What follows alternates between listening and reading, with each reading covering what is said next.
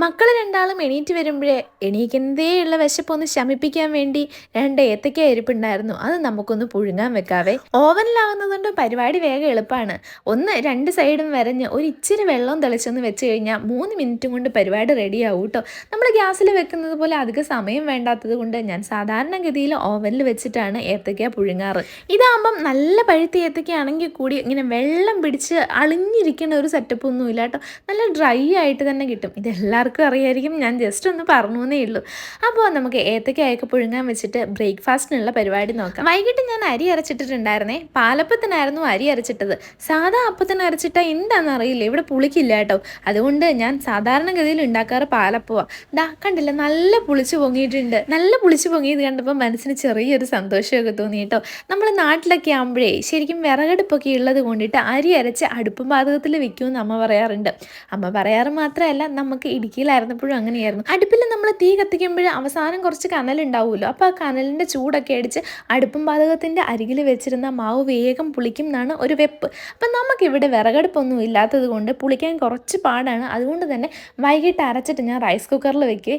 കണ്ടോ, പാകത്തിന് ഉപ്പും മധുരമൊക്കെ ഉണ്ടെന്ന് കണ്ടപ്പം ഒരു സന്തോഷം. അപ്പോൾ എന്തായാലും അതെല്ലാം ഇളക്കി ഞാനൊന്ന് സൈഡിൽ മാറ്റി വെച്ചു. അപ്പോഴേക്കും മക്കളുടെ 2 ആളുടെയും ഏത്തയ്ക്ക വെന്തിട്ടുണ്ടായിരുന്നേ. കണ്ടില്ലേ, നല്ല ചൂട് പിറക്കണ ഏത്തയ്ക്ക. അപ്പം കാച്ചുവിനുള്ള ഏത്തയ്ക്ക കാച്ചുവിനെ ഏൽപ്പിച്ചിട്ട് കുഞ്ഞാൾക്കുള്ളത് ഇനി അടുത്തത് മിക്സിയിലിട്ട് അരച്ചെടുക്കണം. സാധാരണ ഞാൻ ഉടച്ചു കൊടുക്കാറുണ്ട്, എന്നാൽ പോലും വേഗം ഒന്ന് തൊണ്ടയിൽ കുടുങ്ങും കേട്ടോ. അപ്പോൾ ആ ഒപ്പം വെള്ളം കുടിക്കില്ലാത്തത് കൊണ്ട് എനിക്കൊരു പേടിയാണ്. അതുകൊണ്ട് ഞാൻ മിക്സിയിലിട്ട് ചെറിയ ചൂടോടെ അരച്ചു കൊടുക്കും. പഞ്ചസാര അത്ര നല്ലതല്ല ഈ പ്രായത്തിലെന്ന് എനിക്കറിയാം. എന്നിരുന്നാൽ പോലും വെള്ളം ഒഴിച്ച് അരയ്ക്കുന്നത് കൊണ്ട് കുറച്ച് പഞ്ചസാരയും കൂടെ ഞാൻ ചേർക്കും കേട്ടോ. കാരണം മധുരമില്ലെങ്കിൽ കഴിക്കാനും പാടാണ്, കഴിച്ചില്ലെങ്കിൽ വഴക്കും ഉണ്ടാക്കും. അപ്പോൾ മൊത്തത്തിലുള്ള പ്രശ്നങ്ങളൊക്കെ ഒന്ന് മാറ്റാൻ വേണ്ടിയിട്ട് കുറച്ച് പഞ്ചസാരയും കൂടി ഇട്ട് ഞാൻ മിക്സിയിലൊന്ന് അടിച്ചെടുത്തിട്ടുണ്ട്. അപ്പോൾ ഇതാ നമ്മുടെ സംഭവം റെഡി ആയിട്ടുണ്ട്. ഇനി കുഞ്ഞിനും അമ്മയും കൂടെ രാവിലെ ഇരുന്ന് TV കാണുന്നുണ്ട് കേട്ടോ. കാച്ചും ഒരു സൈഡിലിരുന്ന് ഏത്തയ്ക്ക കഴിക്കുന്നുണ്ട്. കുഞ്ഞൻ ഭയങ്കര കാത്തുഫാനാണ് കേട്ടോ. അപ്പോൾ രാവിലെ എണീറ്റ് കുറച്ച് നേരം TV ഒക്കെ വെച്ച് കൊടുത്ത ആൾ അങ്ങനെ ഇരുന്നോളും. ആ ടൈമിൽ കഴിക്കാനും കൂടെ കൊടുത്തു കഴിഞ്ഞാൽ ആൾ അറിയത്ത് പോലും ഇല്ല കഴിക്കുകയാണെന്നുള്ളത്. അങ്ങനെ ലയിച്ചിരുന്നങ്ങ് കഴിച്ചോളൂ കേട്ടോ. അപ്പോൾ വലിയ ബുദ്ധിമുട്ടില്ലാണ്ട് ഞങ്ങൾ ആ ടൈമിലങ്ങ് കാര്യങ്ങൾ നടത്തി കൊടുക്കും. അപ്പോൾ കുഞ്ഞിന് കഴിക്കാനൊക്കെ കൊടുത്തിട്ട് ഞാൻ നേരെ വന്ന് നമുക്ക് പാലപ്പത്തിനുള്ള കറി റെഡിയാക്കണം. അപ്പോൾ അതിന് നമുക്ക് മുട്ടക്കറിയായിരുന്നു കേട്ടോ ഇന്ന്.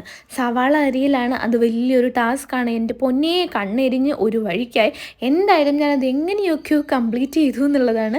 ഇനി സവാള അരിഞ്ഞ് വെച്ചിട്ടുണ്ട്, അത് വഴറ്റിയെടുക്കുന്ന നേരത്തിന് നമുക്ക് മുട്ടയും പുഴുങ്ങിയെടുക്കാം. കറിക്കുള്ള മുട്ടയും കുഞ്ഞിനുള്ള ഒരു കാടമുട്ടയും പുഴുങ്ങാൻ ഇടുന്നുണ്ട്. അപ്പം മുട്ടയൊക്കെ പുഴുങ്ങാൻ വെച്ചിട്ടുണ്ട്. ഇനി നമുക്ക് കറി എടുപ്പത്ത് കയറ്റാം അല്ലേ. അതിനായിട്ട് നമ്മളൊരു ഉരുളിയൊക്കെ എടുത്ത് വെച്ച് അതിൻ്റെ അകത്തേക്ക് കുറച്ച് സൺഫ്ലവർ ഓയിൽ ഒഴിച്ച് കടുകും പൊട്ടിച്ച് നമുക്ക് സവാളയൊക്കെ വഴറ്റാനിടാം. സവാള അരിയുമ്പം കണ്ണെരിയാതിരിക്കാൻ വേണ്ടിയിട്ടേ നമുക്ക് കട്ട് ചെയ്തിട്ട് കുറച്ച് നേരം ഫ്രിഡ്ജിനകത്ത് വെച്ചിട്ടെടുത്ത് അരിയാണെന്നുണ്ടെങ്കിൽ അത്ര കണ്ണെരിയില്ല കേട്ടോ.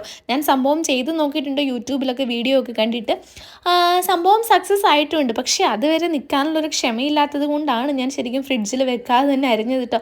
കാരണം കുറച്ച് മതിയല്ലോ, ഞങ്ങൾ 2 ആളല്ലേ ഉള്ളൂ. അപ്പോൾ വഴറ്റി വെച്ച സവാളയിലേക്ക് നമുക്ക് കുറച്ച് മഞ്ഞൾപ്പൊടി, കുറച്ച് മുളക് പൊടി, കുറച്ച് മല്ലിപ്പൊടി, ഇനി അതിലേക്ക് കുറച്ച് മീറ്റ് മസാലയും കൂടി ഇട്ട് നമുക്ക് നന്നായിട്ടൊന്ന് മൂപ്പിച്ചെടുക്കാവേ.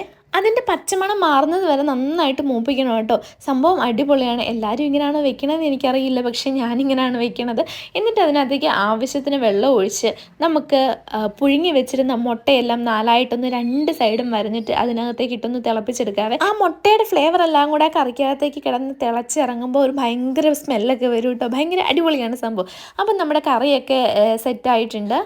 അപ്പോൾ നമുക്കിനി പാലപ്പം ഉണ്ടാക്കി ചൂടോടെ കഴിച്ചാൽ മാത്രം മതി. കറി ഉണ്ടാക്കി വെച്ചിട്ട് അപ്പം ഉണ്ടാക്കുകയാണെങ്കിൽ ചൂടോടെ കഴിക്കാമല്ലോ എന്ന് വിചാരിച്ചിട്ടാണ് അപ്പത്തിൻ്റെ പരിപാടി ലാസ്റ്റിലേക്ക് മാറ്റിയത്. അപ്പോൾ ഇതാ നമ്മുടെ അപ്പത്തിൻ്റെ ചട്ടിയൊക്കെ അടുപ്പത്ത് വെച്ചിട്ടുണ്ട്. നമുക്ക് പാലപ്പമൊക്കെ ചുറ്റിക്കാം. കണ്ടോ, നല്ല ഓട്ട പാലപ്പം, നല്ല അടിപൊളി അപ്പമായിരുന്നു കേട്ടോ. അങ്ങനെ നമ്മുടെ ചൂട് പാലപ്പം റെഡി ആയിട്ടുണ്ട്. എനിക്ക് അതിനകത്ത് പൊളിച്ചെടുക്കുന്നത് കുറച്ച് പേടിയാണ് കേട്ടോ, കാരണം കയ്യിൽ നല്ലതുപോലെ ആവി തട്ടും. എന്നാലും പാലപ്പത്തിൻ്റെ ഒരു പ്രത്യേക ടേസ്റ്റ് ആക്കുന്നുണ്ട്. ഉണ്ടാക്കാനും കഴിക്കാനും ഒക്കെ എനിക്കിഷ്ടമാണ്. അപ്പോൾ നമ്മുടെ അപ്പവും കറിയൊക്കെ റെഡി ആയിട്ടുണ്ട്, കണ്ടോ. അപ്പോൾ ഇനി നമുക്ക് ഒട്ടും വൈകിക്കാതെ ചൂടോടെ നല്ല പാലപ്പവും മുട്ടക്കറിയും കൂടെ കഴിച്ചാലോ. ഉച്ചക്കത്തേക്ക് നമുക്ക് വേറെ പരിപാടീസ് ഒന്നുമില്ല, കാരണം ഇന്നലെ വൈകിട്ട് ഞാൻ മോര് കാച്ചി വെച്ചിട്ടുണ്ടായിരുന്നു. പൈനാപ്പിളും മോരും കൂടെ കാച്ചിയതാണ് കേട്ടോ. എനിക്ക് ഭയങ്കര ഇഷ്ടമുള്ള കറിയാണ്. കുഞ്ഞിനുള്ള കാടമുട്ടയും പുഴുങ്ങി വെച്ചിട്ടുണ്ട്. നമുക്ക് ഉണക്കത്തെരണ്ടിമയും വറുത്തതും ഉണ്ട് കേട്ടോ. ഇനി ചോറ് മാത്രം വെച്ചാൽ മതിയാകും. അപ്പോൾ ഇത്രയേ ഉള്ളൂ ഇന്നത്തെ നമ്മുടെ വീഡിയോ എന്ന് പറയുന്ന. വീഡിയോ ഇഷ്ടപ്പെട്ട് കഴിഞ്ഞാൽ എല്ലാവരും ഒന്ന് സബ്സ്ക്രൈബ് ചെയ്ത് കൂടെ കൂടാൻ മറക്കണ്ട കേട്ടോ. അപ്പോൾ നെക്സ്റ്റ് വീഡിയോയുമായി കാണാം. എല്ലാ കൂട്ടുകാർക്കും ബൈ.